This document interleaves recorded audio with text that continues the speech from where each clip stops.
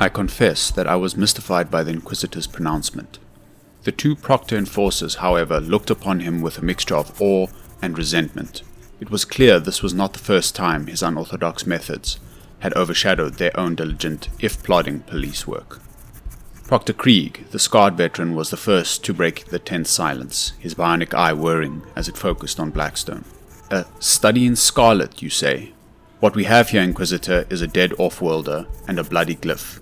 My men are already running the victim's ident chip through the central cogitators. One Lord Enoch van der Est, from the Gudrun system. A merchant of some kind. We are searching for his script adept, a man named Yorick Stain. The motive, as is almost always the case in this hive, is likely thrones. Simple." Blackstone chuckled, a dry, rasping sound that set my teeth on edge. "Simplicity, Proctor, is often the most effective cloak for complexity. You see, but you do not observe. The distinction is everything." Without another word to them, he began his own examination. I had never seen a being work with such intense, focused energy. He did not seem a man, but a precision instrument, a cogitator of flesh and blood designed for a single purpose, the acquisition and analysis of data. He produced a small silver device from his robes, a data magnifier, and a reel of synth tape from another. With these, he went over the room, crawling upon the floor, sometimes pausing to sniff the very air like a hound.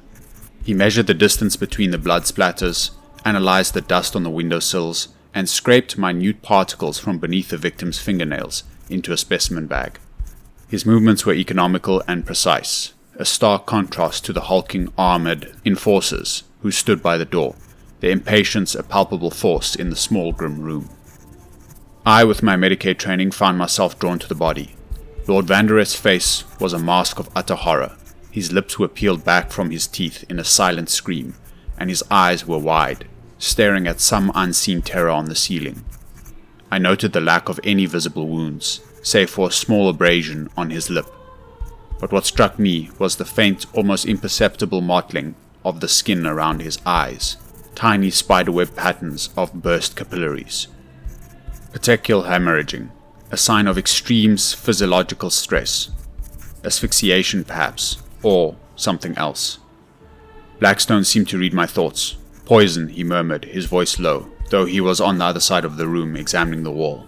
"But not one you would recognize, Vorn. Not a simple toxin. Something that kills the soul before it stops the heart." He turned his attention to the bloody glyph. He did not touch it. Instead, he produced a small, handheld Auspex scanner, its silver carapace engraved with the eye of his office. He passed it over the bloody mark, and the device emitted a series of soft, inquisitive chimes. "No residual psychic taint," he noted. "So not the work of an unsanctioned psyker. The blood is human, type Gamma Rho. The victims. The glyph itself, a feign, a clever one. It is a minor sigil of vengeance, known to a dozen petty death cults in the Tower Hive. The killer wrote it, knowing your unimaginative enforcers would begin a pointless and time-consuming purge of known cultist dens." He glanced at Krieg, a flicker of amusement in his eyes. "They are chasing a ghost of his own creation, giving him time." Krieg grunted, his hand tightening on the grip of his shock maul. Blackstone now began to pace the room in a slow, deliberate circle, his eyes scanning the floor. "Our killer is tall," he stated. "The glyph on the wall is a good 2 meters from the floor, and the strokes are downwards. He has long fingernails on his right hand. You can see the faint scratches in the dried blood where his fingers slipped against the wall's texture." He stopped and crouched, pointing the data magnifier at a tiny pile of grey ash near the leg of the table. "He uses a particular type of aloe stick, made with dried Galatian fireweed, an expensive habit, not a common sump-ganger then." He moved to the window, which looked out onto a narrow, filth-strewn alleyway. "He arrived in a ground car with a faulty hydraulic stabilizer on its left side," he announced, his voice echoing slightly in the quiet room. "You can see the twin tracks of dripping viscous fluid on the transitway below. One track is regular, the other is a series of intermittent blotches, a unique and identifiable signature." Proctor Valerius, who had been listening with an expression of haughty disbelief, finally spoke. "This is all very detailed, Inquisitor," he said, his voice dripping with condescension, but I fail to see how the brand of a man's ILO stick or the maintenance schedule of his vehicle brings us any closer to an arrest. Blackstone turned to him, his eyes like chips of obsidian. "It is because you seek an arrest, Proctor," he said, his voice dangerously soft, "while I seek the truth. You are looking at a puzzle with 1,000 pieces, and you have chosen to focus on the single most obvious and most misleading one. I am looking at the shape of the pieces you have chosen to ignore." Proctor Valerius's pale face flushed with anger, but he seemed to hold his tongue, knowing the precariousness of challenging a member of the Holy Orders. Krieg, however, had no such restraint. "The shape of the pieces," he snarled. "I have a body, a bloody glyph, and a missing scribe adept. Those are the only pieces that matter. My enforcers are already shaking down every sump gang or den in this sector for information on the so-called death cult." "Then they are wasting valuable time and resources, Proctor," Blackstone replied, his back still to them. "Your killer is not a gibbering cultist from the sump. The ash from his ILO stick is from a brand only available in the upper spire boutiques. The dust on his boots contains trace minerals unique to the Ares of Hive Top. He is a man of some means, or at least one who moves in such circles." He paid them no more heed, and resumed his crawling search of the floor, moving with a speed and agility that was unnerving in a man so tall and lean. His fingers, like delicate antennae, brushed across the grimy floorboards, tracing patterns in the dust. The silence in the room was absolute, broken only by the erratic flicker buzz of the failing lumen strip overhead and the distant mournful wail of a hive siren. Even the two normally boisterous enforcers seemed frozen, reduced to mere spectators by the sheer focused intensity of the Inquisitor's will. I watched, mesmerized, trying to see what he was seeing, to understand the language of the dust and shadows that he was reading with such fluency. Suddenly he let out a low cry of triumph. "We have it!" He held up a small, glittering object between his thumb and forefinger. It was a woman's signet ring, made of a dark, unfamiliar metal that seemed to absorb the light. It was not gold or silver. The crest it bore was that of a noble house I did not recognize, but one that was clearly ancient, its sigil a complex knot of a serpent and a star. So he must have dropped it in his haste," I said, stating the obvious conclusion. "A woman. The murderer is a woman." "No, Vorn," Blackstone corrected, his voice sharp with impatience as he rose to his feet and pocketed the ring. "The murderer was a man. I've already deduced his height, which is far beyond that of a typical human female. The dust displaced by his knees when he knelt to check the victim's pulse confirms a significant body mass. This ring is a complication, an elegant one. Therefore, there was a second person involved, an accomplice, or the ring was stolen from a second, as yet undiscovered victim." He turned to the two enforcers, a flicker of a smile on his lips. "This case, gentlemen, is deepening beautifully." He cast one last sweeping glance around the room, as if committing every detail to an internal pic capture. "There's no more to be learned here," he announced. "I have all the data I require for my preliminary hypothesis. I will be in my quarters. Let me know if your conventional methods yield any results." And with that, he swept out of the room, leaving Proctor Valerius and Proctor Krieg standing in the flickering room, their faces a perfect portrait of bewildered frustration.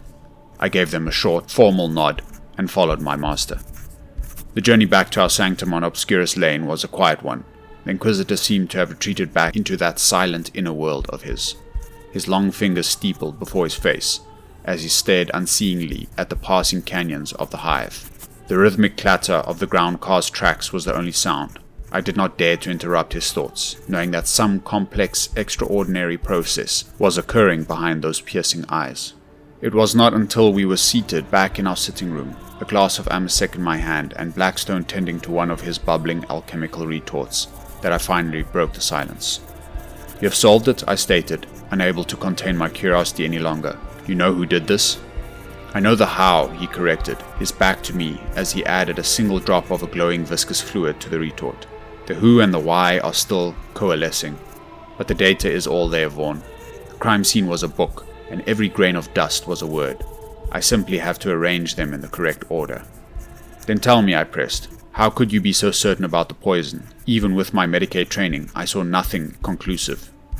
"The same way I deduced you had been in the Damocles Gulf," he said patiently, still not turning around. "Through logic and observation. It is a capital mistake to theorize before one has data. Insensibly, one begins to twist facts to suit theories, instead of theories to suit facts. The facts of the body were clear.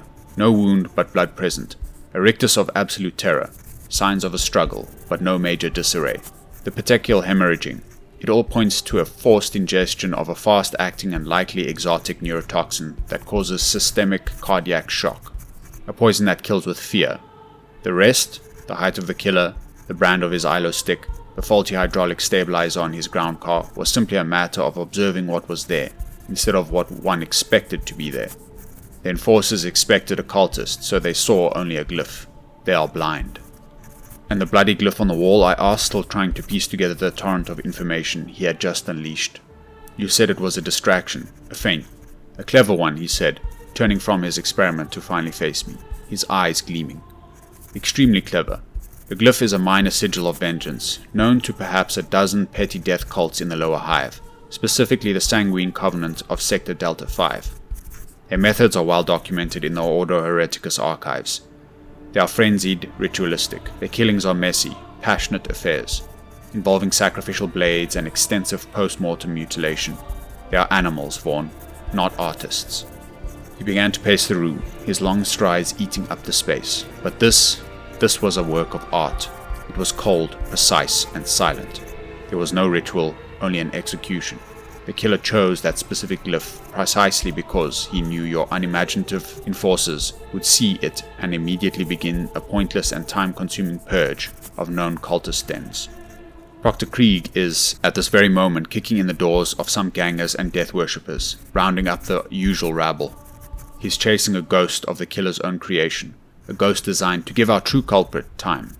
So the killer has no connection to the Sanguine Coven, I asked? None whatsoever, beyond a scholar's knowledge of their practices. He is an intellectual, a man who understands not only how to kill, but how to manipulate the very systems of justice designed to hunt him. A rare and fascinating specimen. A predatory hunger entered his voice. But he made a mistake. A single, small human error, born of haste and emotion. He produced the dark metal ring from his pocket and placed it on the table between us, in the dim light of the sanctum. It seemed to drink the shadows. He returned to the scene for this. He risked capture. He risked leaving a trail, all to retrieve this trinket. Therefore, it is not merely a trinket. It is an object of immense sentimental or perhaps political value. He will try to get it back.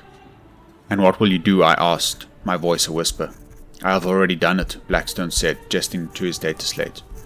I have sent a message to be broadcast on the public's Voxnet. Across all mid-spire sectors. It will begin airing on the next cycle. He showed me the screen. The message read, Found at the scene of the incident in the Lawston tenements, one lady's signet ring bearing the crest of a fallen house. The owner may reclaim it by presenting themselves to Acolyte Karthus Vorn at Sanctum 221B Obscurus Lane before the 22nd hour. My blood ran cold. He had used my name. I was not merely his chronicler. I was now part of the mechanism of his trap. But the murderer will see this, I cried. He will know you have it. He will know we are onto him. Of course, my companion replied, a thin, predatory smile on his face. He leaned back in his chair, the flickering lumen light casting his hawk-like features in stark relief. That is the entire point. Proctors Valerius and Krieg are hunting in the dark with shock mauls and brute force, hoping to beat a confession out of some pathetic sumpganger. They are fighting a war of attrition. He picked up the ring, holding it between his thumb and forefinger. I, on the other hand, am fighting a war of intellect. Our quarry is intelligent. He is patient, but he is also desperate. That ring is his one weakness, the single emotional lever in his otherwise logical game. I'm not merely waiting for him to come to me. I am forcing his hand. I am baiting a trap with the one thing I know the killer cannot afford to lose. I stared at him, a profound sense of awe and terror washing over me. In the endless brutal war for the soul of the Imperium, I had seen the power of bolt gun and chainsword. I was now beginning to understand the power of a single brilliant and utterly ruthless mind. I was no longer a soldier in the Emperor's Guard. I was a pawn in the games of a master, and the hunt had truly begun. This concludes part 3 of my meeting with Inquisitor Blackstone. More will follow shortly. You may append your own approved commentary to the record below. The Ordo Chronos is ever watchful.